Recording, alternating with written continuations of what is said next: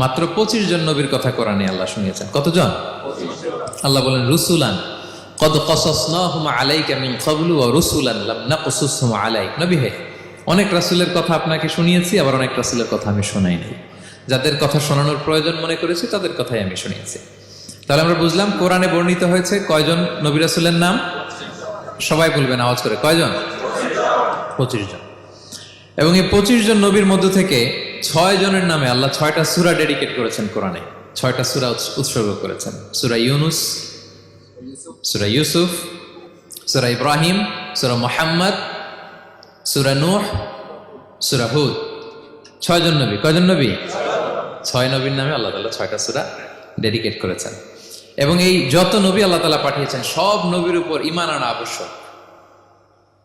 It's compulsory to believe in every messenger sent by Allah subhanahu wa ta'ala. To validate our faith, আমাদের ঈমানটাকে preserve করার জন্য সব নবীর উপর আমাদের ঈমান আনতে হবে। সব নবী।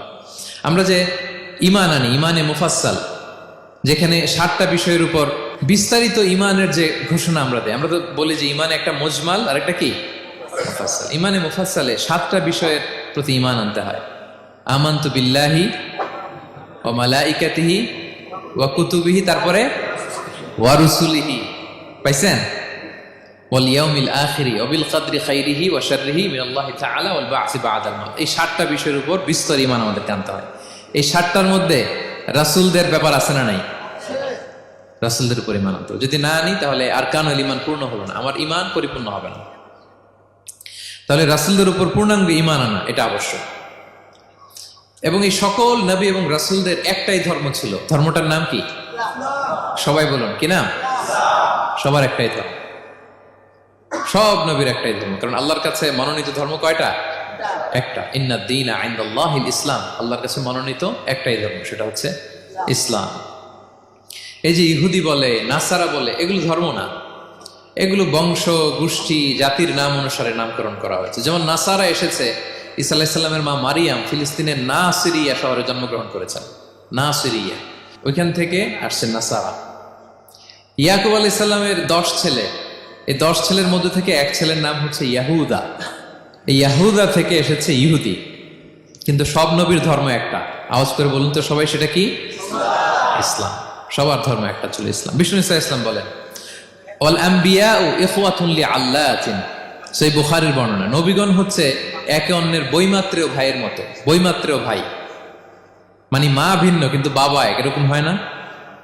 ধরেন আমার বাবা যদি একাধিক বিয়ে করে, তো প্রত্যেক স্ত্রী গর্ভে যদি সন্তান আসে, তো আমরা সবাই তো ভাই, কি বলেন? কিন্তু মা ভিন্ন। মা কি? তবে বাবা এক। নবীদের দৃষ্টান্তটা এরকম। আল আম্বিয়া ও ইখওয়াতুন লিআল্লাহ। নবীরা হচ্ছেন বৈমাত্রেয় ভাইয়ের মতো, তাদের মা ভিন্ন কিন্তু বাবা এক। বিষ্ণু ইসলাম বলেন উম্মাহাতুহুম শাত্তা ওয়া দীনুহুম ওয়াহিদ। তাদের শরীয়ত, তাদের বিধিবিধান এটা ভিন্ন ভিন্ন, কিন্তু তাদের দিন কি? এক, সেটা হচ্ছে ইসলাম। সকল নবীর ধর্মের নাম হচ্ছে ইসলাম। যেমন ইব্রাহিম আলাইহিস সালামের ব্যাপারে আল্লাহ তাআলা বলেন মা কানা ইব্রাহিমু ইয়াহুদিয়ান ওয়ালা নাসরানিয়ান ওয়ালাকিন কানা হানিফাম মুসলিমা ওয়া মা কানা মিনাল মুশরিকিন। নবী ইব্রাহিম আলাইহিস সালাম উনি ইহুদিও ছিলেন না, নাসারাও ছিলেন না, উনি একনিষ্ঠ মুসলিম ছিলেন। কি ছিলেন? আল্লাহ নবী ইউসুফ আলাইহিস সালাম উনি সবসময় আল্লাহর কাছে দোয়া করতেন, আল্লাহ তাওয়াফানি মুসলিমান ওয়াল হিকনি বিসসালিহিন। আল্লাহ তুমি আমাকে মুসলিম হিসেবে মৃত্যু দিও আর সৎকর্মশীলদের সাথে অন্তর্ভুক্ত করে নিও। তো উনি মুসলিম না হলে এই দোয়া করতেন, আল্লাহ মুসলিম হিসেবে মৃত্যু দিও। সুলাইমান আলাইহিস সালাম রানী বিলকিসের কাছে একটা চিঠি লিখেছেন। এই চিঠি আবার পাঠিয়েছেন হুদহুদ পাখিকে দিয়ে। হুদহুদ পাখি ঠোঁটে করে এটা কামড় দিয়ে নিয়ে বিলকিসের রাজপ্রাসাদের ভেন্টিলেশনের ভিতর দিয়ে ঢুকে বিলকিস লাঞ্চ করে বিশ্রাম নিতেছিল, আর বুকের উপরে চিঠিটা রেখে ফুরুত করে উড়াল দিছে হুদহুদ। খুলে দেখে অদ্ভুত এক চিঠি, ইন্নাহু মিন সুলাইমান ওয়া ইন্নাহু বিসমিল্লাহির রহমানির রহিম। তো বিলকিসকে উদ্দেশ্য করে সাল্লাল্লাহু আলাইহি ওয়াসাল্লাম বলেছিলেন আল্লাহ তাআলু আলাইয়া ওয়া তুনি মুসলিমিন। বিলকিস অবাধ্য হয়েও না, বাড়াবাড়ি করো না, মুসলিম হয়ে আমার কাছে ফিরে আসো। কোন নবী বলছেন? তো উনি যদি মুসলিম না হতেন, উনি মুসলিম হওয়ার আহ্বান করতেন? প্রিয় ভাইরা, তাহলে সব নবীর ধর্ম একটা, সেটা কি? ইসলাম। সব নবী একই ধর্মের অনুসারী ছিলেন। এ পর্যায়ে আমরা কমন প্রফিটিক ফিচার্স 10টা কমন ফিচার আছে যেটা সব নবীদের ক্ষেত্রে প্রযোজ্য, সব নবীদের ক্ষেত্রে এই ফিচারগুলো পাওয়া যায়। এই 10টা কমন ফিচার নিয়ে আলোচনা করবো ইনশাআল্লাহ। এই 10টা কমন ফিচারের 1 নম্বর হচ্ছে আল ওয়াহি। সকল নবীকে আল্লাহ তাআলা ওহী পাঠিয়েছেন, রেভেলেশন, প্রত্যাদেশ। ওহী মানে সিক্রেট মেসেজ, যেটা নবী শোনে আর আল্লাহ জানে, দুনিয়ার মানুষ এটা শোনে। নবীরা বললে কেবল শোনে। সুবহানাল্লাহ। সব নবীকে আল্লাহ এই ওহীটা পাঠিয়েছেন। জিবরাইল আলাইহিস সালাম মারফত ওহী পাঠিয়েছেন, অথবা সরাসরি কিতাব পাঠিয়েছেন, কিংবা সহিফা পাঠিয়েছেন। আল্লাহ তাআলা ইরশাদ করছেন, ইন্না আওহাইনা ইলাইকা কামা আওহাইনা ইলা নূহি ওয়ান নাবিয়িনা মিন বা'দি। নবী নূহ আলাইহিস সালামের পরে সব নবীদের কাছে আমি যেমনি ওহী পাঠিয়েছি, আপনার কাছেও আমি এভাবে ওহী পাঠিয়েছি। সব নবীদের কাছে আমি এভাবে ওহী পাঠিয়েছি।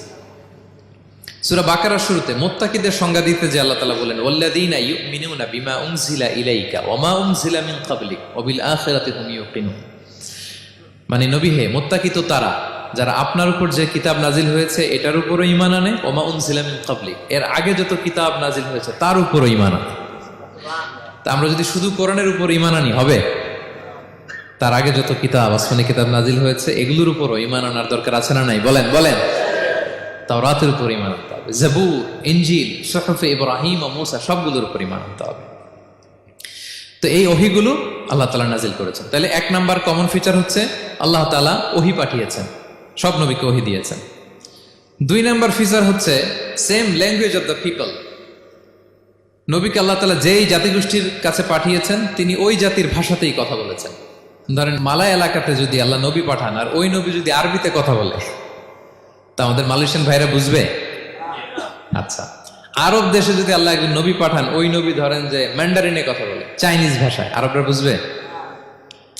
চায়নাতে ধরেন আল্লাহ তাআলা এক নবী পাঠালো, সে ওখানে যে হিন্দি ভাষায় কথা বলে, চাইনিজ লোকেরা বুঝবে না। তাহলে যেই জাতির কাছে আল্লাহ পাঠাইছেন ওই জাতির ভাষা দিয়ে আল্লাহ নবীকে পাঠাইছেন। সুবহানাল্লাহ। আল্লাহ তাআলা ইরশাদ করেন, ওয়ামা আরসালনা মির রাসূলিন ইল্লা বিলিসানি কওমিহি লিউবাইয়িনা লাহুম। আল্লাহ তাআলা যত রাসূল পৃথিবীতে প্রেরণ করেছেন, বিলিসানি কওমি, যে জাতির কাছে প্রেরণ করেছেন ওই জাতির ভাষায় প্রেরণ করেছেন, যাতে করে নবীর কথা এরা বুঝে। নবীরা এসেছেন বাণী বাহক হয়ে। এখন এই বাণী যদি বুঝতে না পারে তাহলে কাজ হবে? এজন্য প্রত্যেক নবীকে আল্লাহ তাআলা যে জাতির কাছে পাঠিয়েছেন ওই জাতির ভাষায় পাঠিয়েছেন। 3 নাম্বার হচ্ছে সকল নবীকে আল্লাহ তাআলা very good standard of character দিয়েছেন। চারিত্রিক দৃষ্টিকোণ থেকে অতুলনীয় ছিল এক একজন নবী। পা থেকে মাথা পর্যন্ত কালো দাগ ফেলার মতো কিছু ছিল না। আল্লাহু আকবার। মাসুম ছিলেন। আহলুস সুন্নাহ ওয়াল জামাআর আকীদা হচ্ছে প্রত্যেক নবী ছিলেন মাসুম, কোনো গুনাহ করেন নাই, নিষ্পাপ প্রতিটা নবী। সর্বোত্তম চরিত্র দিয়ে আল্লাহ তাআলা, অনুপম চরিত্র দিয়ে আল্লাহ তাআলা তাদেরকে পাঠিয়েছেন। আল্লাহ তাআলা বলেন, ওয়া ইন্নাকা লাআলা খুলুকিন আযীম, and verily you are on a very good standard of character. নবী হে, আপনি চমৎকার একটা ক্যারেক্টারের উপর প্রতিষ্ঠিত। আপনার আচরণের মতো, ক্যারেক্টারের মতো আচরণ অতুলনীয়, পৃথিবীতে দ্বিতীয়টা খুঁজে পাওয়া যায় না, ঠিক কিনা? কারণ নবীরা যদি মডেল হন, তাদের আচরণ যদি ভালো না হয়, তাহলে মানুষ কি তাদেরকে গ্রহণ করবে? মানুষ তো তাদের কাছ থেকে শিখবে, জানবে। তো জন্য তাদের আচরণ চমৎকার হওয়ার দরকার আছে না নাই?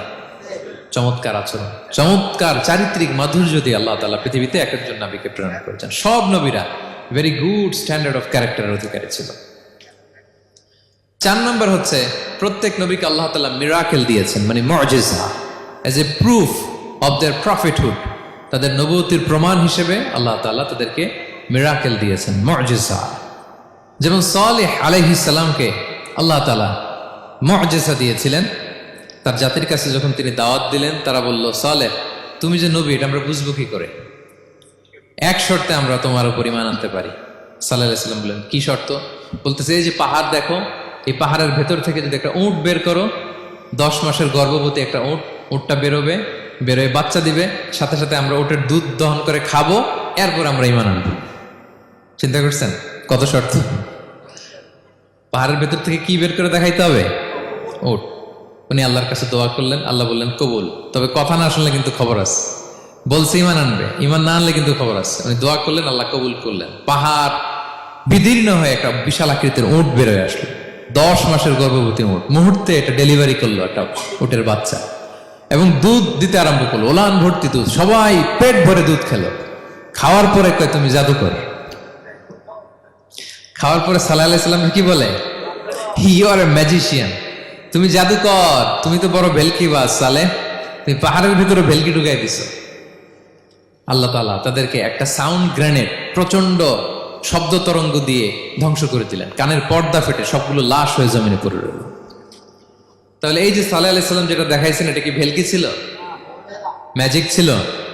কি ছিল? মুআজিজা, miracle. As a proof of their prophethood, তাদের নবুয়তের প্রমাণ হিসেবে আল্লাহ তাআলা তাদেরকে মুআজিজা দিয়েছেন। মূসা আলাইহিস সালামের মুআজিজা কি ছিল? লাঠি। ফাআলকাহা ফাইযা হিয়া হাইয়াতুন তাসআ, ওই লাঠি রেখে দিলে মুভিং স্ন্যাক হয়ে যেত, নড়তেছে সাপ, ছবল মারবে। সুবহানাল্লাহ, এটা কি ম্যাজিক ছিল? কি ছিল? মুআজিজা। ঈসা আলাইহিস সালামকে আল্লাহ তাআলা মাইন্ড ব্লোয়িং মুআজিজা দিয়েছেন। অন্ধ ব্যক্তির চোখে হাত বুলিয়ে দিলেই দৃষ্টিশক্তি ফিরে পেত। ধবল রোগী, কুষ্ঠ রোগীর গায়ে টাচ করে দিলে স্কিন পরিষ্কার হয়ে যেত। মৃত ব্যক্তিকে দাঁড়াতে বললে মুহূর্তে দাঁড়িয়ে যেত। কুম বিইযনিল্লাহ, আল্লাহর আদেশে দাঁড়াও বললে লাশ জীবিত হয়ে দাঁড়িয়ে যেত। বেলকিবাজি ছিল এটা? কি ছিল? বিষ্ণু ঈসা ইসলাম দাওয়াত দিচ্ছেন কুরাইশদেরকে, ওরা মানে না। বিষ্ণু নবী পাগল পড়া, বললেন আচ্ছা বলো কুরাইশের লোকেরা কি বললে বিশ্বাস করবে যে আমি সত্য নবী? কি বললে বিশ্বাস করবে? তারা বলল, মুহাম্মদ ওই যে আকাশের চাঁদ, এটার দুই ভাগ করে দেখাইতে বললে বিশ্বাস করবো তুমি সত্য নবী। কি আবদার দেখছেন? হ্যাঁ, নবীদেরকে পেয়ে মামুর বাড়ির আবদার নিয়ে আসছিল এক এক জাতিগোষ্ঠী। বলে মুহাম্মদ আকাশের জল জলে চাঁদটাকে যদি তুমি দুই ভাগ করে দেখাতে পারো তবেই বুঝবে তুমি নবী। বিষ্ণু ইসলাম আল্লাহর কাছে দোয়া করলেন। আল্লাহ বললেন ঠিক আছে। ইখতারাবাতিস সাআতু ওয়ানশাক্কাল কামার ওয়া ইয়ারাউ আয়াতান ইয়ারিদু ওয়া ইয়াকুলু সিহরুম মুস্তামির। বিষ্ণু নবী সাব্বাবা, এই আঙ্গুলের নাম কি? ইবহাম, সাব্বাবা, ওয়ুসতা, বিংসার, খিনসার। হ্যাঁ, আমরা ইংরেজি নাম ঠিকই জানি, আরবিটা জানি না। ইবহাম, সাব্বাবা, ওয়ুসতা, বিংসার, খিনসার। বিষ্ণু সাব্বাবা আঙ্গুলি উঠালেন। এটা শাহাদাত আঙ্গুলি বলে আমাকে, আসলে সাব্বাবা আরবিতে। তো বিষ্ণুনবী এভাবে আল্লাহর নাম নিয়ে চাঁদের দিকে ইঙ্গিত করলেন, মুহূর্তে আকাশের জ্যোৎস্না বিলানো চাঁদটা দুই ভাগ হয়ে গেল। কুরাইশরা দেখে তো অবাক। বিষ্ণু বললেন এবার কথা অনুযায়ী ঈমান আনো। বলে Muhammad you are a magician. Muhammad তুমি বড্ড বড় জাদুকর, তুমি চাঁদের মধ্যে জাদু লাগাই ফেলছো। নাউযুবিল্লাহ মিন যালিক। তাহলে আল্লাহ তাআলা age a proof of their prophethood, তাদের নবুয়তের প্রমাণ হিসেবে প্রত্যেক নবীকে কি দিয়েছেন? মুআজিজা দিয়েছেন। সব নবীকে দিয়েছেন। 5 নাম্বার, সকল নবীর দাওয়াতি মিশন এক ছিল। একই মিশন নিয়ে নবীরা পৃথিবীতে এসেছেন। সেটা কি? তাওহীদ, রিসালাত, আখিরাত। আমার সাথে সাথে বলেন তাওহীদ, রিসালাত, আখিরাত। তাওহীদ, রিসালাত, আখিরাত। এই তিনটা বুনিয়াদী শিক্ষা দিতে নবীরা এসেছে। তাওহীদ মানে ওয়াননেস অফ গড, আল্লাহ যে এক, সব নবী প্রচার করেছেন। রিসালাত মানে তারা যে বার্তাবাহক হিসেবে এসেছেন তাদের কথা মানতে হবে, এটার দাওয়াত দিয়েছেন। আখিরাত মানে হচ্ছে মৃত্যুর পরেও যে একটা জীবন আছে, সেই জীবনের ব্যাপারে প্রত্যেক রাসূলরা কি করেছেন? দাওয়াত দিয়েছেন। এবং কোন নবীর কথার সাথে আরেক নবীর কথার গরমিল পাওয়া যায় না, অমিল হয় না। আচ্ছা বলেন তো, কখনো কি হয়েছে কোন এক নবী এসে বলছে যে মৃত্যুর পরে একটা জীবন আছে, আরেক নবী এসে বলছে না, মনে হয় নাও থাকতে পারে? বলছে? এক নবী এসে বলছে আমাদের স্রষ্টা আল্লাহ তাআলা তিনি একজন, আরেকজন বলছে না একজন না, 2-3 জন হইতে পারে। এক নবী এসে বলছে ভালো করলে জান্নাত, খারাপ করলে জাহান্নাম, আরেক নবী এসে বলছে না, জান্নাত জাহান্নাম বলতে কিছু নাই। হয়েছে? হয়েছে? কোন নবীর কথার সাথে কোন নবীর কথার কোনো বৈপরীত্য নাই, কারণ প্রত্যেক নবীরা মন গড়া কিছু বলতেন না। ওমা ইয়ান্তিকু আনিল হাওয়া ইন হুয়া ইল্লা ওয়াহয়ুন ইউহা। নবীরা কথা বলতেন একটা হেডকোয়ার্টার থেকে তথ্য পেয়ে। ওই হেডকোয়ার্টারটা কার? ওই হেডকোয়ার্টার থেকে যে ইনফরমেশন আসতো সেটার আলোকে নবীরা কথা বলতেন, বানিয়ে কিছু বলতেন না। সব নবীরা দাওয়াত দিয়েছেন, ইয়া কওমি ইবুদুল্লাহ মা লাকুম মিন ইলাহিন গায়রু। হে আমার জাতির লোকেরা, এক আল্লাহর ইবাদত করো, আল্লাহ ছাড়া অন্য কারো ইবাদত করো না। সব নবীরা বলেছেন ইন্নী লাকুম রাসূলুন আমিন, নিশ্চয় আমি তোমাদের কাছে বিশ্বস্ত রাসূল হিসেবে প্রেরিত হয়েছি। সব নবীরা বলেছেন ইয়াউমা লা তামলিকু নাফসুন লিনাফসিন শাইআ ওয়াল আমরু ইয়াউমা ইযিল লিল্লাহ। এমন এক দিনের মুখোমুখি হতে হবে কেউ কারো উপকার করতে পারবে না। নেতা কর্মীর উপকারে আসবে না, কর্মী নেতার উপকারে আসবে না, পীর সাহেব মরিদের উপকারে আসবে না, মরিদ পীর সাহেবের উপকারে আসবে না, হাজবেন্ড ওয়াইফের কিছু করতে পারবে না, ওয়াইফ হাজবেন্ডকে কিছু করে দিতে পারবে না। দিনটা বড্ড ভয়ঙ্কর। সব নবীর এই তিনটা দাওয়াত দিয়েছেন, তাওহীদ, রিসালাত, আখিরাত। তার মানে সব নবীর দাওয়াতি মিশন এক এক অভিন্ন দাওয়াতি মিশন নিয়ে তারা পৃথিবীতে এসেছেন। 6 নাম্বার, এই পৃথিবীতে যত রাসূল এসেছে, নবী এসেছে, তারা প্রত্যেকে মানুষ ছিলেন। কি ছিলেন? নাকি জিন ছিল? ফেরেশতা? প্রেরিত সব নবীরা কি ছিল? মানুষ ছিল। মক্কার কুরাইশরা বলতো, মা লিহাযা রাসূলি ইয়াকুলু আত-তাআমা ওয়া ইয়ামশি ফিল আসওয়াক। ব্যাপার কি, মুহাম্মদ আবার কেমনে রাসূল হয়? আমরাও বাজারে যাই, উনিও যায়, আমরাও বিয়ে করি, উনিও বিয়ে করে, আমাদেরকে মারলে কাটলে লাল রক্ত, ওনার রক্ত বেরোয়। তো তারা চাচ্ছিল, তারা বলতেছিল যে মানুষ না দিয়ে আল্লাহ যদি ফেরেশতা পাঠাইতো নবী হিসেবে, তাইলেই না ভালো হইতো। তালবাহান, এটার কি বলে? ফেরেশতা পাঠালে কি বলতো জানেন? ফেরেশতা পাঠালে বলতো, ফেরেশতাদের তো ক্ষুধা লাগে না, এরা বুঝবে কি আমাদের কষ্ট? ফেরেশতাদের তো জৈবিক চাহিদা নাই, এরা কেমনে বুঝবে? ফেরেশতাদের তো খারাপ কাজ করার প্রবণতা, টেন্ডেন্সিই নাই।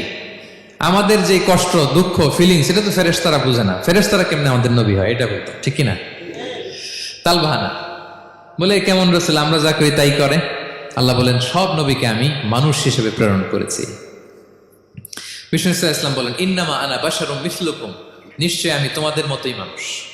তোমাদের মতোই কি মানুষ। তো পার্থক্য হচ্ছে ইউহা ইলাইয়া, আমার কাছে ওহী আসে, প্রত্যাদেশ আছে আল্লাহ তাআলার পক্ষ থেকে। তাহলে 6 নম্বর যেই কমন ফিচার আমরা জানলাম, আল্লাহর পাঠানো সবগুলো নবী এবং রাসূল তারা কি ছিলেন? সবাই বলুন, তারা কি ছিলেন? মানুষ ছিলেন।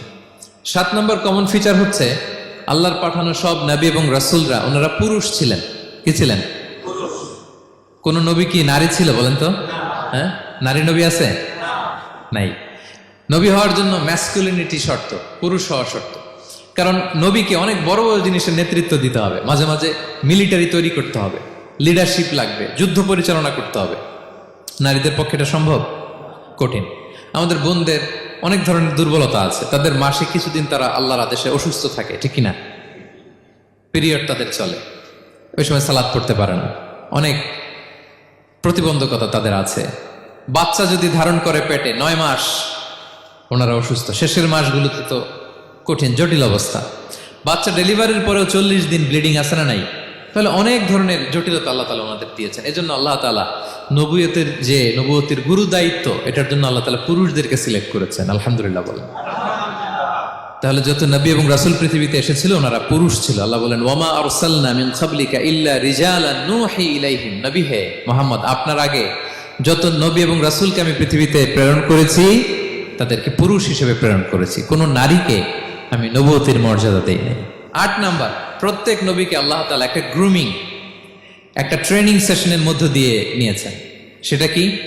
সেটা হচ্ছে সবাইকে আল্লাহ তাআলা শেফার্ড হিসেবে কাজ দিয়েছিলেন, রাখাল হিসেবে। পৃথিবীর সব নবীরা ছাগল চড়াতেন, সব, আদম আলাইহিস সালাম থেকে শুরু করে বিষ্ণু ইসলাম পর্যন্ত। সুবহানাল্লাহ পড়বেন না? বিষ্ণু ইসলাম বলেন, মা বাআসাল্লাহু নাবিয়্যান ইল্লা রাআল গানাম। আল্লাহ এমন কোন নবী পাঠায় নাই যেই নবী ছাগল চড়ায় নাই। সব নবী। সাহাবারা অবাক হয়ে বললেন, ওয়া আনতা ইয়া রাসূলুল্লাহ, হে নবী আপনিও ছাগল চড়িয়েছেন? বিষ্ণু বললেন, হ্যাঁ, আমি তো অল্প কিছু পারিশ্রমিকের বিনিময়ে মক্কার লোকদের ছাগল চড়িয়ে দিতাম। সুবহানাল্লাহ। কেন সব নবীকে দিয়ে আল্লাহ ছাগল চড়ালেন? এই ট্রেনিং সেশন, গ্রুমিং সেশন কেন? কারণ ছাগলকে একসাথে বসানো কঠিন। ছাগল একটু কি বল, একটু টেরা টাইপের প্রাণী, কথা শুনতে চায় না। ধরেন যে সারা সপ্তাহ আপনি খুব ব্যস্ত, একদিন সুযোগ পাইছেন সপ্তাহে যে আজকে আমি ফ্রি আছি, যাই পুকুরে, যে আমিও গোসল করি, ছাগলটারও গোসল করাই। এটা ধরে যদি এখন পুকুরের দিকে টান দেন, কি করবে? পা দুইটা এমন শক্ত করে মাটিতে ধরে রাখবে, আপনি যত টানবেন ওর ঘাড়ের চামড়া ছিঁড়ে যাচ্ছে, তারপরেও আসে না। এরপর ছাগলগুলোর একসাথে রাখা কঠিন, একটা নেচে ওদিকে যায়, আরেকটা লাফ দেয় এদিকে, আরেকটা ওইদিকে। এদেরকে যদি কেউ একত্রিত করতে পারে, তাহলে এই জাতিকে, মানব জাতিকে একত্রিত করা তার জন্য একেবারে সহজ, পানি ভাত, ঠিক কিনা? এজন্য আল্লাহ এই মানব গোষ্ঠীর উপর লিডারশিপ কায়েমের আগে ছাগল চড়িয়েছেন। এবং যারা মরুভূমিতে ছাগল চড়ায়, যে শেফার্ডগুলো, যেই রাখালগুলো, তাদের অনেক শক্তিশালী হইতে হয়। গায়ে শক্তি না থাকলে ছাগল চড়ানো যায় না, কিন্তু লাঠি নিয়ে হই হই করে পিছনে দৌড়াইতে হয়, নেকড়ের ছোবল থেকে ছাগলগুলোকে রক্ষা করতে হয়, বাঘ নেকড়ে এগুলো থেকে বাঁচাইতে হয়। তার মানে এটা করার মধ্য দিয়ে এই জাতিকে কিভাবে জাহান্নামের আগুন থেকে বাঁচাবে নবীদের ওই ট্রেনিং হয়ে যায়। সুবহানাল্লাহ। ছাগল এদিক ওদিক দৌড়াতে থাকে, এদেরকে যেমনি একত্রিত করতে হবে, নবীদের কাজ হচ্ছে মানব গোষ্ঠীকে ইউনাইটেড করা, একত্রিত করা। এজন্য আল্লাহ তাআলা মা বাআসাল্লাহু নাবিয়্যান ইল্লা রাআল গানাম, এই পৃথিবীতে এমন কোন নবী পাঠান নাই যে এই নবীকে দিয়ে আল্লাহ তাআলা ছাগল চড়ান নাই। সব নবীর মধ্যে এটা কমন। 8 নম্বর পয়েন্ট। 9 নম্বর পয়েন্ট হচ্ছে enmity from their own people. যত নবী দাওয়াত নিয়ে আসছে তারা চ্যালেঞ্জের মুখোমুখি হয়েছেন, শত্রুতার মুখোমুখি হয়েছেন। কেউ ওনাদের জন্য রেড কার্পেট রিসেপশন দেয় নাই। নবীদের পথ ছিল বড় পিচ্ছিল, এটা কুসুমাস্তীর্ণ ছিল না, কণ্টকাকীর্ণ। কেউই সহজে মেনে নেয় নাই। দাওয়াত দিছে তো রিজেক্ট, সবাই প্রত্যাখ্যান করেছে, সবাই প্রত্যাখ্যান করেছে। এটা কমন ছিল, প্রত্যেক নবীকে এটা মুখোমুখি হতে হয়েছে। Mockery, vulgarism, oppression, mental torture, physical torture and what not, সব ধরনের। ইভেন অনেক নবীকে হত্যা করা হয়েছে দিনের দাওয়াতের কারণে। বনি ইসরায়েলের লোকেরা তাদের নিজেদের 70,000 নবীকে নিজেরা হত্যা করেছে। এমনকি আমার নবী বিশ্বনবী মুহাম্মদ রাসূলুল্লাহ সাল্লাল্লাহু আলাইহি ওয়াসাল্লামকে হত্যার ষড়যন্ত্র করা হয়েছিল। আল্লাহ তাআলা দয়া করে বিশ্বনবীকে হিজরতের ব্যবস্থা করে দিয়ে প্রাণে বাঁচিয়েছেন, মক্কা থেকে মদিনাতে পাঠিয়ে দিয়েছেন। তাহলে এই পথ বড় কঠিন ছিল, নবীদের পথ, সব নবীর জন্য, এক্সেপ্ট সুলাইমান এবং দাউদ আলাইহিস সালাম, তাদের কথা ভিন্ন। এছাড়া সব নবীরা এই সংগ্রাম, এই বিরোধিতা, এই শত্রুতা, এই জেলাসি, এগুলোর মুখোমুখি হয়েছে পৃথিবীর সকল নবীরা, সকল নবীরা। বিষ্ণু ঈসা ইসলাম ঘুমাতে পারে নাই একটা রাত শান্তিতে। বিষ্ণুর বায়োগ্রাফি যদি আপনি পড়েন, জীবনে যদি পড়ে দেখেন, প্রত্যেকটা নবীর জীবনে এই কষ্টকর মুহূর্তগুলো ছিল। শত্রুতা সব নবীকে পোহাতে হয়েছে।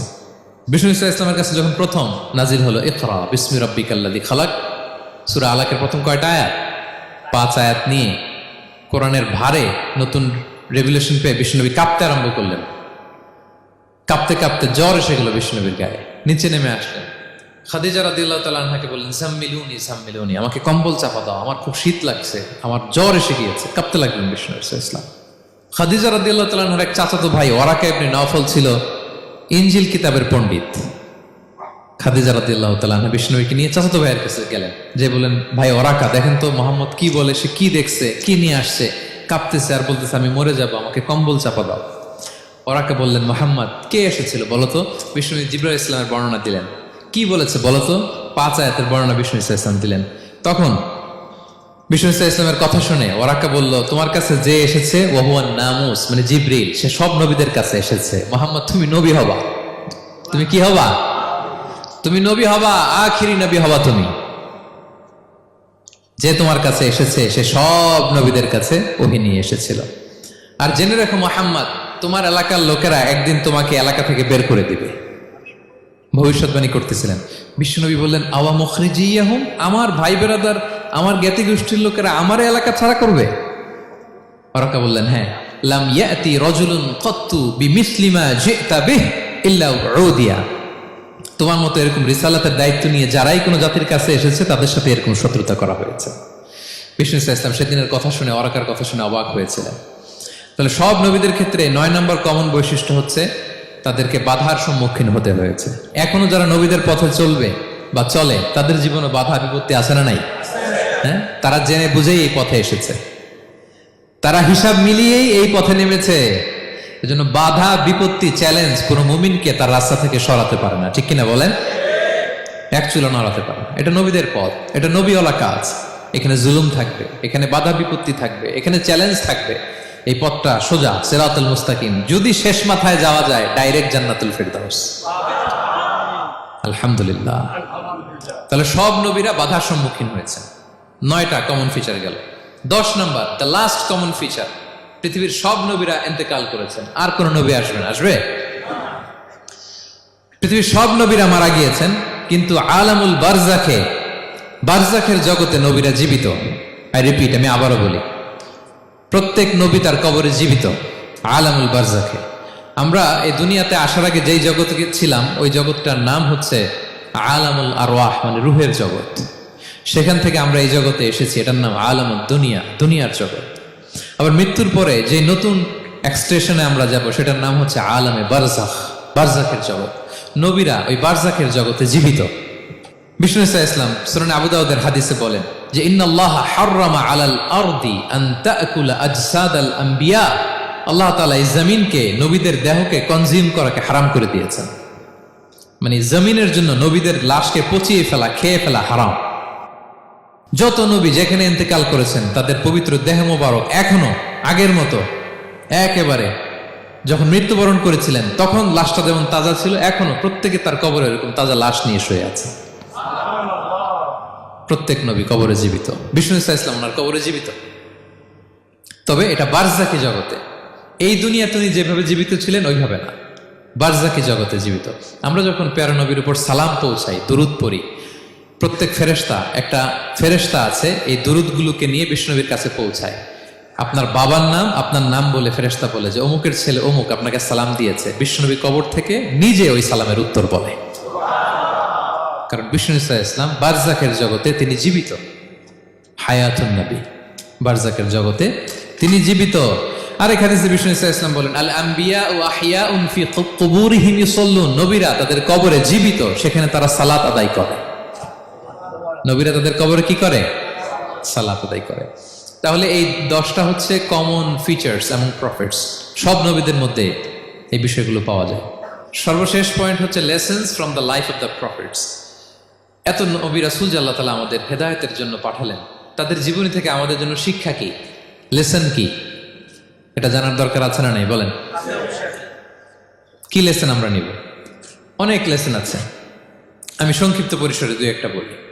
আমি আমার মিজানুর রহমান আজহারি ভেরিফাইড ইউটিউব চ্যানেলে প্রফেট সিরিজ নামে একটা সিরিজ করেছি, 25 পর্বের। কোরআনে কয়জন নবীর নাম উল্লেখ হয়েছে? 25। আর আমার চ্যানেলে কয় পর্ব? তার মানে 25 জন নবীর ব্যাপারে আমি ওয়েল ডকুমেন্টেড ম্যানারে একাডেমিকলি আলোচনা করেছি। আপনারা শুনবেন, আপনাদের জন্যই করেছি, শুনবেন আপনারা। এবছর 21শে বইমেলায় আপনারা শুনেছেন আমার একটা বই প্রকাশিত হয়েছে, বইয়ের নাম হচ্ছে জেগে ওঠো আবার। এটা আমি নিজে লিখেছি। আরেকটা বই 6 খণ্ডের আমি সম্পাদনা করেছি, সেটা হচ্ছে ছোটদের নবী রাসূল। বইটার নাম কি? ছোটদের নবী রাসূল। সত্যায়ন প্রকাশন থেকে 6 পর্বের খুব চমৎকার গ্রাফিক্যাল ইউজার ইন্টারফেস দিয়ে আপনার সোনামণিরা, বাচ্চারা তারা জেনে যাবে যে তাদের আসল আইকন কারা, তাদের আসল সুপার হিরো কারা, তাদের অনুসরণীয় অনুকরণীয় ব্যক্তিত্ব হবে কারা। এই বইটা লিখতে, সম্পাদনা করতে আমাদের অনেক চ্যালেঞ্জ আমরা ফেস করেছি, কারণ এটা আপনাদের জন্য লিখি নাই, লিখছি কাদের জন্য? বাচ্চাদের জন্য। আমি বাচ্চাদেরকে গল্প শোনাচ্ছি এরকম একটা ভাব নিয়ে লিখেছি। আমি বারবার ভেবেছি যে আমার ছোট্ট মেয়েটাকে যদি আমি শোনাই, ওকে বুঝাইলে ও কিভাবে বললে বুঝবে। গল্পের মতো করে খুব রস দিয়ে, আনন্দ দিয়ে প্রতিটা বাক্য এভাবে সাজানো হয়েছে। 6 খণ্ডের ছোটদের নবী রাসূল সিরিজ, যদি সুযোগ হয় আপনারা সংগ্রহ করবেন। বড়দের নিয়েও আমরা নবী রাসূলের উপর আমাদের সামনে কাজ আসবে, আমরা জানাবো। তো আজকের এই কায়েত ফাউন্ডেশন বাংলাদেশের এই প্রোগ্রামের সর্বশেষ যে পয়েন্টটা আপনাদের সামনে আমি উপস্থাপন করতে চাই, সেটা হচ্ছে lessons from the life of the profits. নবী রাসূলদের জীবনী থেকে আমাদের জন্য কি শিক্ষা? 25 জন নবীকে কভার করা সম্ভব হবে না। আমি সেখান থেকে মাত্র 7 জন নবীর জীবনী থেকে 7টা শিক্ষা 7 মিনিটে বলে আমরা শেষ করে দেব ইনশাআল্লাহ বিইذنিল্লাহ। প্রথমে আমরা শুনবো সাইয়েদনা আদম আলাইহিস সালামের জীবনী থেকে শিক্ষা। পৃথিবীর প্রথম নবী কে ছিল বলেন তো? আদম আলাইহিস সালাম। আমরা যেমনি আমাদের শৈশব ছিল, কৈশোর ছিল, যৌবন, তারপর বার্ধক্যের দিকে যাচ্ছি, ওনার কিরকম ছিল? আদম আলাইহিস সালামের শৈশব ছিল না? ছিল? কৈশোর ছিল? কনফিউশনে পড়ে গেছে। ছিল? ছিল না। মজার ব্যাপার হচ্ছে ওনার শৈশব কৈশোর ছিল না, ওনাকে আল্লাহ সৃষ্টি করতে যুবক করে সৃষ্টি করছে। সুবহানাল্লাহ, তো আসতে কেন? সৃষ্টি করতেই যুবক, 60 হাত লম্বা। কয় হাত? 60 হাত লম্বা করে তৈরি করছেন আদম আলাইহিস সালামকে। আপনারাও যারা জান্নাতে যাবেন 60 হাত লম্বা হয়ে ঢুকবেন, 33 বছরের যুবক হয়ে ঢুকবেন। 80 বছর বয়সে মারা গেল, কত বছর বয়সে ঢুকবেন? গালে কোনো দাড়ি থাকবে না। এই দুনিয়ায় দাড়ি রেখে নেন, ওখানে দাড়ি ছাড়া উঠবেন একেবারে কোনো জুরদা মুর্দা ও আবনা ও সালাসা ওয়া সালাসিন। 33 বছরের তাগড়া ইয়াং সুপারস্টার হয়ে জান্নাতে ঢুকবো আমরা। তো আদম আলাইহিস সালামকে আল্লাহ প্রথম নবী করে পৃথিবীতে পাঠালেন। ওনাকে জান্নাতে সব খাইতে বললেন যে সব খাও, একটা গাছের কাছে যেও না। কিন্তু শয়তান সে তার মিশন নিয়ে আসছে। সে আদম আলাইহিস সালামকে ভুলভাল বোঝালো, আদম আর হাওয়াকে, যে একটা কাজ করো, আল্লাহ তাআলা তোমাকে না করছে কেন জানো? আল্লাহ তো চায় না তুমি জান্নাতে থাকো, আল্লাহ চায় তোমাদেরকে দুনিয়াতে পাঠাই দিবে। তো তুমি যদি ওই গাছের ফল খেয়ে ফেলো, আল্লাহ আর দুনিয়াতে পাঠাতে পারবে না। কিন্তু আল্লাহ চায় তোমাদেরকে কই পাঠাবে? কিন্তু যদি গাছের ফল খেয়ে ফেলো আর পাঠাইতে পারবে না। এজন্য আল্লাহ নিষেধ করছে গাছের ফল খায় না। চিন্তা করছেন? উল্টা, পুরো উল্টোটা বুঝাইছে। তো ভুল করে সাইয়েদনা আদম আলাইহিস সালাম, হাওয়া আলাইহিস সালাম খেয়ে ফেলছেন এই ফল। খাওয়ার পরেই আল্লাহ তাআলা পাঠাই দিলেন পৃথিবীতে, যাও জমিনে যাও, এই জান্নাতে আর থাকা যাচ্ছে না। কাঁদতে আরম্ভ করলেন আদম আর হাওয়া আলাইহিস সালাম, কাঁদতে কাঁদতে অনুতপ্ত হয়ে আল্লাহর কাছে দোয়া করলেন। তো পুরো আদম আলাইহিস সালামের জিন্দেগির সবচেয়ে বড় শিক্ষা হচ্ছে রিপেন্টেন্স, অনুতপ্ত হওয়া। কি হওয়া? অনুতপ্ত হওয়া। আমরা ভুল করব, কুল্লুকুম খাত্তাউন, আমরা সবাই পাপী। সবাই কি পাপী? কে পাপ করি না? আমরা সবাই পাপী। কিন্তু মনে রাখবেন, আমাদের পাপ যত বড় হোক, আল্লাহর রহমতের দরিয়া তার চাইতেও বড়, অনেক বড়। তিনি দয়াময়, তিনি মেহেরবান, তার দয়ার শেষ নাই, তার মায়ার শেষ নাই। তার রহমতের দরিয়া যে কত বড় আপনি কল্পনাও করতে পারবেন না। শয়তান আর আমাদের মধ্যে পার্থক্য হচ্ছে, শয়তান পাপ করে পাপে অটল থাকে, কিন্তু বিশ্বাসীরা পাপ করার সাথে সাথেই ক্ষমা চায় কার কাছে? এটা হচ্ছে আদম আলাইহিস সালামের জীবনী থেকে আমাদের জন্য সবচেয়ে বড় লেসন। সাইয়েদনা আদম আলাইহিস সালাম উনি ভুল করে যখন বুঝতে পারলেন, অনুতপ্ত হলেন, চোখের পানি ছাড়লেন। 2 ফোঁটা পানি আল্লাহর কাছে সবচাইতে প্রিয়। এক হচ্ছে জেহাদের ময়দানে মুজাহিদের গা বেয়ে ঝরে পড়া রক্তের ফোঁটা, 2 হচ্ছে অনুতপ্ত বান্দার চোখের পানির ফোঁটা। অনুতপ্ত বান্দা নিজের ভুল স্বীকার করে মাথাটা নিচু করে চোখের পানি ছেড়ে দিয়ে যখন আল্লাহর কাছে কাঁদে, তার চোখের পানি চোখ বেয়ে নাকের ডগা বেয়ে জমিনে ড্রপ করার আগেই আল্লাহ তার সব গুনাহ মাফ করে দেয়। সাইয়েদনা আদম আলাইহিস সালাম কাঁদতে আরম্ভ করলেন। কাঁদতে কাঁদতে অনুতপ্ত হয়ে দোয়া করলেন, রব্বানা যালামনা আনফুসানা ওয়া ইল্লাম তাগফির লানা ওয়া তারহামনা লানাকুনান্না মিনাল খাসিরিন। রব্বানা, হে আমাদের রব, যালামনা আনফুসানা, আমরা আমাদের নফসের উপর জুলুম করেছি, ভুল করেছি, অন্যায় করেছি, অপরাধ করেছি। ওয়া ইল্লাম তাগফির লানা, আল্লাহ তুমি যদি ক্ষমা না করো, তুমি যদি মাফ না করো, লানাকুনান্না মিনাল খাসিরিন, আল্লাহ আমরা ধ্বংস হয়ে যাব, আমরা ক্ষতিগ্রস্ত হয়ে যাব, আমরা লুজার হয়ে যাব। এই বাক্যগুলো বলে বলে যখন আল্লাহ তাআলার কাছে দোয়া করলেন, আল্লাহর রহম হলো। আল্লাহ দয়া করে সাইয়েদনা আদম আর হাওয়া আলাইহিস সালামকে ক্ষমা করে দিলেন। ক্ষমা করে আবার জান্নাতের এন্ট্রির ঘোষণা দিলেন যে আবার দুনিয়ার জীবন শেষ করে আসো, যেখান থেকে আসছিলে আবার ওখানে ঢুকতে পারবে। তাহলে আদম আলাইহিস সালামের জীবন থেকে আমরা যে লেসনটা পাই সেটা কি ভাই? বলেন বলেন। অনুতপ্ত হওয়া, রিপেন্টেন্স। আমরাও যদি জীবনে ভুল করি কি করবেন? ভুলের উপর অটল থাকবেন? অনড় থাকবেন? একগুঁয়ে ধরে বসে থাকবেন? সীমা লঙ্ঘন করবেন? আমরা ক্ষমা চাইব। কার কাছে ক্ষমা চাইব? ক্ষমা দেওয়ার জন্য তিনি বসে থাকেন। শেষ রাতে আল্লাহ প্রথম আসমানে চলে আসেন। প্রথম আসমানে এসে ডাকতে থাকেন, আলা মিন মুস্তাগফিরিন আগফির আলা, কে ক্ষমা চাবা? কে পাপ করেছে, জুলুম করেছে, বলো, আমি ক্ষমা দেওয়ার জন্য আসছি। আলা মিন মুস্তারজিকিন আরযুক আলা, কার রিজিকের দরকার, কার চাকরি নাই, কার ব্যবসা মন্দা, আমার কাছে চাও, আমি আল্লাহ বাড়িয়ে দেব। কার কি লাগবে বল, আমি দেব। আল্লাহ তাআলা দেওয়ার জন্য আসছে, আমি নেয়ার জন্য উঠতে পারি না। আমরা যেন আল্লাহ তাআলার কাছে চাই বেশি বেশি, এবং ভুল করলে যেন আমরা অনুতপ্ত হই। ভুল করলে আমরা কি হব? সাইয়েদনা আদম আলাইহিস সালামের জীবন থেকে আমরা এটা শিখলাম। 2 নম্বরে সাইয়েদনা নূহ আলাইহিস সালামের লাইফ থেকে আমরা কি শিখি? ওনার লাইফ থেকে আমরা শিখি হচ্ছে কনসিস্টেন্সি, মানে লেগে থাকা। ভালো কাজের জন্য কি করা? লেগে থাকা। উনি 950 বছর দাওয়াত দিয়েছিলেন ওনার জাতিকে। কয় বছর বলেন তো? 950 বছরের দাওয়াতি কার্যক্রমের ফলে উনি ফলোয়ার জোটাইতে পারছেন কয়জন জানেন? 80 জন। কয়জন? এরাই আমাদের পূর্বপুরুষ। আমরা পৃথিবীর সবাই কিন্তু এদেরই নাতিপুতি। এই 80 জনকে নিয়ে উনি নৌকার উপর উঠছিলেন, কিস্তির উপর, আর বাকিটা তো মহাপ্লাবন দিয়ে আল্লাহ ধ্বংস করে দিয়েছেন। ওই 80 জন আবার জমিনে এসে জমিন আবাদ করা শুরু হলো, ওখান থেকে পৃথিবীর সকল মানুষ। সুবহানাল্লাহ। উনি বলেন ক্বালা রাব্বি ইন্নী দাআউতু কওমি লাইলান ওয়া নাহারা, আল্লাহ আমি দিন রাত এক করে আমার জাতিগোষ্ঠীকে দাওয়াত দিয়েছি। ফালাম ইয়াজিদহুম দুআই ইল্লা ফিরারা, কিন্তু আমার দেখলে লোকগুলো ভেগে ভেগে যায়। আর কি করে? আমার কথা যেন শুনতে না হয় এরা কানে আঙ্গুল দিয়ে রাখে আর মুখে কাপড় পেঁচিয়ে রাখে। নূহ আলাইহিস সালাম তারপরও থামতেন না, কন্টিনিউয়াস দাওয়াতি কাজ। লোকজন নূহ আলাইহিস সালামকে পিটিয়ে আধামরা করে কাঁথা দিয়ে পেঁচিয়ে পাহাড়ে রেখে আসতেন।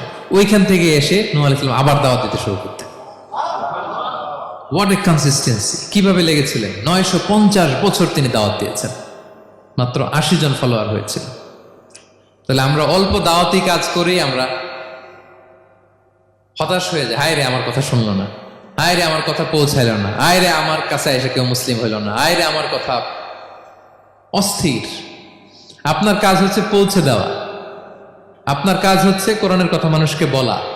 এটা দিয়ে কতটুকু কি হবে এটার ফয়সালা কার?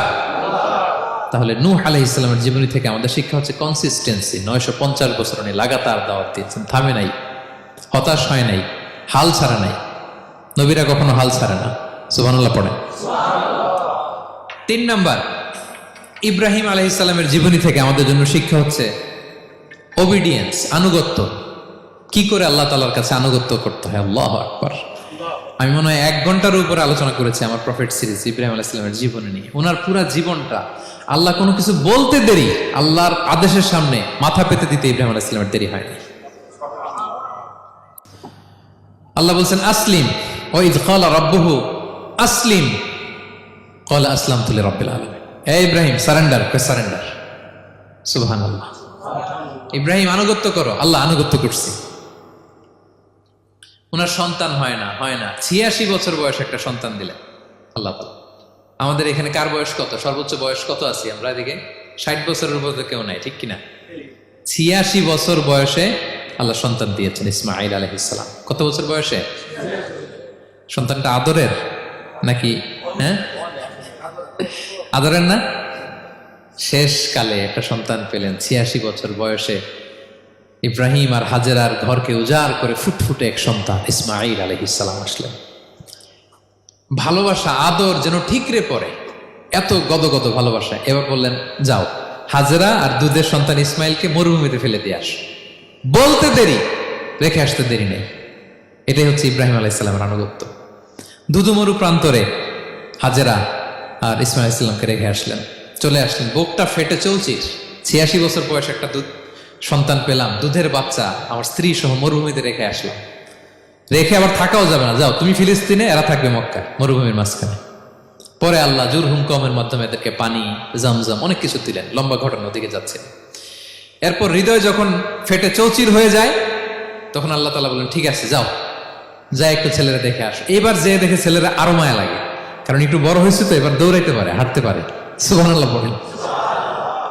এবার যখন দৌড়াইতে পারে, হাঁটতে পারে, আব্বু আব্বু বলে ডাকতে পারে, মায়াটা যখন একটু গাঢ় হয়েছে, আল্লাহ বলে এবার ছেলেরা জবাই করে। দেখছেন কি পরীক্ষা?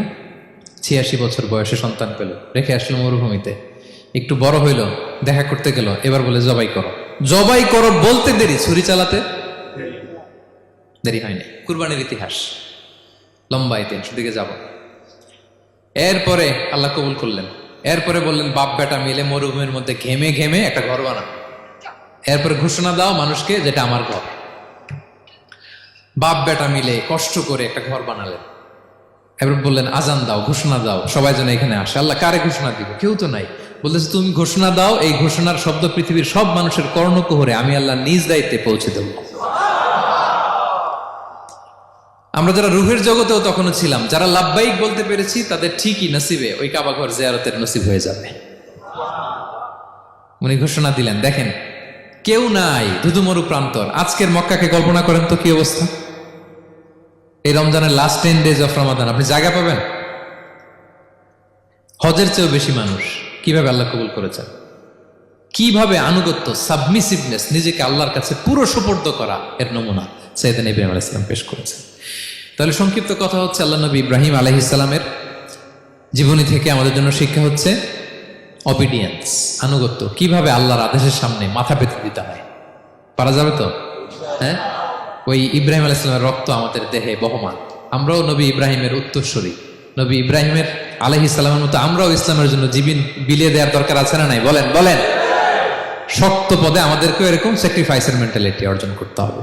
অবিডিয়েন্স, আনুগত্যের শিক্ষা আমরা নবী ইব্রাহিম আলাইহিস সালামের কাছ থেকে পাই। 4 নম্বর, ইয়াকুব আলাইহিস সালাম, ওনার জীবনী থেকে শিক্ষা হচ্ছে পেশেন্স, ধৈর্য। আমাদের অনেকের ধৈর্য নাই, আমরা অস্থির, অল্পতে ধৈর্য হারাই ফেলি। ধৈর্য এমন একটা গাছ, এই গাছের সারা গায়ে অনেক কাটা, কিন্তু এই গাছের ফল বড্ড মিষ্টি। ধৈর্য এমন একটা গাছ, গাছের সারা গায়ে কি, কিন্তু ফলটা। ইয়াকুব আলাইহিস সালামের কলিজার টুকরা ইউসুফ আলাইহিস সালামকে ভাইয়েরা মেরে আহত করে কুয়ায় ফেলে দিছে, কুয়া থেকে নিয়ে মিশরে বিক্রি করে দিছে। এখন এতিম হয়ে আরেক জায়গায় থাকে, বাবার কলিজা ফেটে যায়, ছিঁড়ে যায়, কিন্তু কাউরে বিচার দেয় না, কাউরে কিছু বলে না। উনি বলে ইন্নামা আশকু বাসি ওয়া হুজনি ইলাল্লাহ, আমার দুঃখ কষ্ট মনের জ্বালার যন্ত্রণা আমি একজনের বলি, তিনি কে? ধৈর্য ধারণ করলেন। প্রাপ্তবয়স্ক অবস্থায় ওনার ছেলে বানিয়ামিন, তাকেও হারালেন। আবার বলে আমি কাউরে বিচার দিই না, একজনের বলে, তিনি কে? এই 2 ছেলের শোকে কাঁদতে কাঁদতে অন্ধ হয়ে গেলেন। আল্লাহু আকবার। সেদিন ইয়াকুব আলাইহিস সালাম একবার ধৈর্য হারা হন নাই। তাহলে আল্লাহ নবী ইয়াকুব আলাইহিস সালামের জীবনী থেকে আমাদের জন্য শিক্ষা হচ্ছে পেশেন্স। বিপদে আমরা কি ধরবো? ধৈর্য ধারণ করব। 5 নম্বরে, ইউসুফ আলাইহিস সালামের জীবনী থেকে আমাদের শিক্ষা হচ্ছে he is the archetype of good character, উন্নত চরিত্রের মডেল। আমার যুবক ভাইয়েরা, গায়েত ফাউন্ডেশন বাংলাদেশের আজকের ইফতার প্রোগ্রামে যুবক যারা এসছো, তোমাদের জন্য শিক্ষা আর্কিটাইপ অফ গুড ক্যারেক্টার, চরিত্র কিভাবে হেফাজত করতে হয় এর মডেল, প্রেরণার বাতিঘর। তাগড়া যুবক, পৃথিবীর সবচাইতে সুন্দর পুরুষ ইউসুফ আলাইহিস সালাম, তাকে দেখে ওই সময়ের আরেক বিশ্ব সুন্দরী জুলাইখা প্রেমে মাতোয়ারা, গোপন কক্ষে নিয়ে প্রেম নিবেদন করেছে, বলেছে ইউসুফ কাক পক্ষে টের পাবে না। আল্লাহ নবী ইউসুফ আলাইহিস সালাম এটাকে প্রত্যাখ্যান করলেন, জোরাজোরি করলো, প্রত্যাখ্যান করলেন, মারধর করা হলো, প্রত্যাখ্যান করলেন, সবশেষে আলটিমেটাম দিল, যদি আমার কথা মতো না চলো জেলখানায় ভরবো। উনি বললেন ক্বালা রাব্বি সিজনু আহাব্বু ইলাইয়া মিম্মা ইয়াদউনানি ইলাই, আল্লাহ এই পাপের কাজের চেয়ে জেলখানায় আমার জন্য ভালো। বিনা অপরাধে বিনা দোষে 1 যুগ মিথ্যা অপবাদে কারাবন্দী ছিলেন সাইয়েদনা ইউসুফ আলাইহিস সালাম। তারপরেও চরিত্রের ব্যাপারে 1 বিন্দু কম্প্রোমাইজ করেন। যুবক ভাইরা, চরিত্র বড় দামি সম্পদ। সম্পদ গেলে সম্পদ আসে, স্বাস্থ্য গেলে স্বাস্থ্য আসে, একবার চরিত্র নষ্ট হলে ওই চরিত্র আর ফিরে পাওয়া যায় না। সাইয়েদনা ইউসুফ আলাইহিস সালামের জীবনী থেকে আমাদের শিক্ষা হচ্ছে চরিত্রকে কিভাবে প্রিজার্ভ করতে হয় এটা। 6 নম্বরে, সাইয়েদনা ঈসা আলাইহিস সালামের জীবনী থেকে আমাদের জন্য শিক্ষা হচ্ছে স্লেভারি, দাসত্ব। কারণ আমরা সবাই গোলাম একজনের, বলেন তো কার গোলাম? আল্লাহর গোলাম। কিন্তু ওনার সব উম্মতেরা, মানে খ্রিস্টানরা তাকে বলে সান অফ গড, উনি নাকি আল্লাহর সন্তান। নাউজুবিল্লাহ পড়েন। ওনার মা ম্যারি, মানে মারিয়াম আলাইহিস সালাম নাকি আল্লাহর স্ত্রী। নাউযুবিল্লাহ। কিন্তু উনি জন্মের পরেই দুধের শিশু মায়ের কোলে বসে একটা ছোট্ট ভাষণ দিয়েছিলেন, বলেছিলেন ইন্নী আব্দুল্লাহ আতানিয়াল কিতাবা ওয়া জাআলানি নাবিয়্যা, আল্লাহ আমাকে আল্লাহর গোলাম বানিয়ে পাঠিয়েছেন। দেখেন কি নবী, প্রথমে এসে বলেন আমি কিন্তু রাসূল। একে তো দুধের শিশু, মুখের প্রথম কথা কি? ইন্নী আব্দুল্লাহ, আমি আল্লাহর গোলাম। যাতে করে পুরো খ্রিস্ট সমাজের বিরুদ্ধে দলিল হয়ে থাকে যে তোমাদের নবী পৃথিবীতে এসে তার মুখ নিঃসৃত প্রথম শব্দটাই ছিল আমি আল্লাহর দাস, আমি আল্লাহর গোলাম। এবং উনাকে, ওনার মাকে আল্লাহ স্পেশাল ইন্টারোগেট করবেন কিয়ামতের দিন। ঈসা, মারিয়াম, তোমরা কি বলে আসছিলা যে তুমি আমার বউ আর তুমি আমার সন্তান? ওনারা কাচুমাচু করে থার করে কাঁপবে আল্লাহর সামনে, কারণ এটা শিরকের প্রশ্ন। তারা বলবে আল্লাহ, আমরা যদি বলতাম আপনি তো জানতেন, আপনি যা শিখিয়েছেন আমরা তাই বলেছি। আল্লাহ জানেন যে উল্টাপাল্টা কিছু বলে নাই, তারপরেও কোটি কোটি মানুষের সামনে এত বিশাল জনগোষ্ঠী কেন এই নবীকে আল্লাহর সন্তান বললো? আল্লাহ তাআলা ঈসা আলাইহিস সালামকেও ছাড়বেন, জিজ্ঞেস করবেন। তিনি বলবেন আল্লাহ, আমি যে তোমার গোলাম এটার দাওয়াত দিয়েছি, আর আজীবন গোলামের মতোই ছিলাম। ঈসা আলাইহিস সালাম কৃষকের সাথে, মজুরের সাথে, কুলির সাথে, ধোপাতের সাথে বন্ধুত্ব করেছিলেন। সমাজের নিচু শ্রেণীর লোকেরা ছিল তার ফলোয়ার। আল্লাহু আকবার। তাহলে সাইয়েদনা ঈসা আলাইহিস সালামের জীবনী থেকে আমরা শিখলাম আমরা সবাই আল্লাহর গোলাম, আল্লাহর দাস। সর্বশেষ নবী, বিশ্ব নবী, পেয়ারা নবী মুহাম্মদুর রাসূলুল্লাহ সাল্লাল্লাহু আলাইহি সাল্লামের জীবনী থেকে কি শিক্ষা? এই শিক্ষা তো বলতে গেলে ঘন্টার পর ঘন্টা লাগবে। একটা শিক্ষা শুধু বলি, সেটা হচ্ছে মার্সি, ওমা আরসালনাকা ইল্লা রাহমাতাল লিল আলামিন। I have sent you as a mercy for the entire universe. নবী হে, আমি আপনাকে গোটা বিশ্বের সবার জন্য রহমত করে প্রেরণ করেছি। তিনি মানুষের জন্য রহমত, তিনি প্রাণীর জন্য রহমত, তিনি পাখির জন্য রহমত, তিনি স্ত্রীদের জন্য রহমত, তিনি উম্মতের জন্য রহমত, তিনি তার ফলোয়ার সাহাবীদের জন্য রহমত। ঠিক কিনা? তিনি কত রহমতের নবী ছিলেন? বিষ্ণু ইসলাম কতটা রহমতের নবী ছিলেন? ছোট্ট একটা উদাহরণ দিয়ে শেষ করি। বিষ্ণু ইসলাম বলেন, লিকুল্লি নাবিয়িন দাওয়া মুস্তাজাবা। আল্লাহ প্রত্যেকটা নবীকে একটা করে দোয়ায়ে মুস্তাজাবা দিয়েছেন। মানে এমন দোয়া, এই দোয়া করতে দেরি কিন্তু দোয়া কবুল হতে দেরি হয়। সব নবীকে আল্লাহ বলছেন, এই নবীরা তোমাদের প্রত্যেককে একটা করে দোয়া করার সুযোগ দিলাম এই দুনিয়াতে, এবং দোয়াটা করার সাথে সাথেই কবুল করে ফেলবে। বিষ্ণু বলেন, লিকুল্লি নাবিয়িন দাওয়া মুস্তাজাবা। সব নবীরা একটা করে দোয়া মুস্তাজাব পেয়েছেন, দাআও বিহা। আর নবীরা ওই দোয়াটা দুনিয়াতেই করে ফেলছে। সব নবীর ওই স্পেশাল দোয়া যেটা করলেই কবুল, ওটা সব নবীরা কি করছে? দুনিয়াতেই করে ফেলেছে। কিন্তু বিশ্বনবী বলেন, ওয়া ইন্নী আখতাবিউ দাওয়াতি শাফাআতান লি উম্মতি ইয়াউমাল কিয়ামা। আমি আমার সেই দোয়াটা এই দুনিয়ার বুকে অন্যান্য নবীদের মতো করি নাই। আমি আমার দোয়াটা আমার গুনাহগার উম্মতের জন্য কিয়ামতের কঠিন দিনে তারা যখন মুসিবতে পড়ে যাবে, ওই মুসিবত থেকে বাঁচার জন্য ওই দোয়াটা আমি আমার উম্মতের জন্য রেখে দিয়েছি। ওয়া ইন্নী আখতাবিউ দাওয়াতি শাফাআতান লি উম্মতি ইয়াউমাল কিয়ামা। সব নবীরা এই দোয়াটা করেছে, দুনিয়াতেই কবুল হয়ে গিয়েছে। কিন্তু বিষ্ণুনবী বললেন, আমি চাইলে এই দোয়াটা করতে পারতাম। তায়েফের ময়দানে বিষ্ণুনবী ওই দোয়া করলে বিষ্ণুনবীর গা দিয়ে রক্ত ঝরে না। কুরাইশদের সাথে বিষ্ণুনবীর 3 বছর জেল খাটা লাগে না। মদিনাতে বিষ্ণুনবী অনেক না খেয়েছিলেন, পেটে পাথর বেঁধেছিলেন। দোয়া করলে জান্নাত থেকে খাবারের বস্তা চলে আসতো, মুহূর্তেই কবুল। জীবনের কোনো কঠিন পরিস্থিতিতে বিষ্ণুনবী এই দোয়াটা করেনি। বিষ্ণুনবী বলেন, আমি আমার এই দোয়াটা স্পেশালি আমার গুনাহগার উম্মতের জন্য রেখে দিয়েছি। কিয়ামতের কঠিন ময়দানে আমার গুনাহগার উম্মত যখন বিপদে পড়ে যাবে, তাদেরকে ওই বিপদ থেকে বাঁচানোর জন্য ওই দোয়াটা আমি প্রিজার্ভ করে দিয়েছি। বিষ্ণু ইসলাম আমার জন্য এই দোয়াটা রেখে দিয়েছে। প্রিয় ভাইয়েরা, এই দোয়াটা আপনার জন্য রেখে দিয়েছেন। বিষ্ণুনবী দোয়াটা আমাদের জন্য রেখে দিয়েছেন। চাইলে এই দুনিয়াতে এই দোয়াটা করতে পারতেন, করেন নাই। সব নবীরা করে ফেলেছেন। এজন্য বিষ্ণুনবীকে বলা হয়েছে, ওমা আরসালনাকা ইল্লা রাহমাতাল লিল আলামিন। নবী হে, I have sent you as a mercy for the entire universe. গোটা বিশ্বের জন্য আপনাকে আমি রহমত করে প্রেরণ করেছি। আপনি রহমতের নবী, আপনি দয়ার নবী, মায়ার নবী। বিষ্ণুনবীর জীবনী থেকে শিক্ষা হচ্ছে, আমরাও যেন আমাদের অধীনস্থ যারা আছে তাদের প্রতি যেন রহমদিল হই। আমরা আমাদের প্রতিবেশীদের প্রতি যেন রহমদিল হই। আমরা আমাদের ফ্যামিলির সদস্যদের প্রতি যেন রহমদিল হই। এই মার্সি, এই দয়া মায়ার ছোঁয়া যেন বিষ্ণুনবীর উম্মত হিসেবে আমাদের হৃদয়েও থাকে। সবাই পড়ি আমিন। তাহলে সম্মানিত সুধী, নবীদের এই লাইফ লেসন থেকে আমরা যেগুলো শিখলাম, এগুলো আমাদের জীবনে বাস্তবায়নের দরকার আছে না নাই? বলেন বলেন। বেশি বেশি নবীদের জীবন চর্চা করবেন তো? প্রফেট সিরিজের যে লেকচারগুলো আপনাদের জন্য রেখেছি, আপনারা শুনবেন তো সবাই?